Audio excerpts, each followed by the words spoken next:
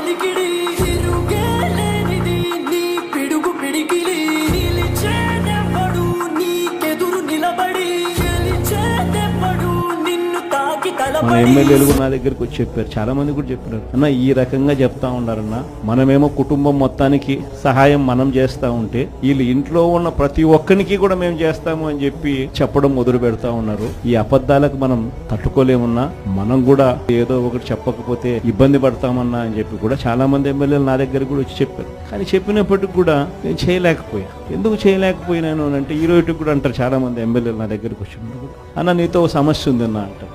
ఏం నా సమస్య అని చెప్పి నేను అడిగితే, నీలో అతి మంచితనము అతి నిజాయితీతనం ఈ రెండు నీతో ఉన్న సమస్యలు అన్నా అని చెప్పి కూడా అంటారు. వాస్తవమే, ఈ రెండు బహుశా నాకున్న ప్రాబ్లమ్సే కావచ్చు, కానీ అవే కారణాల వల్లే మళ్ళీ మనం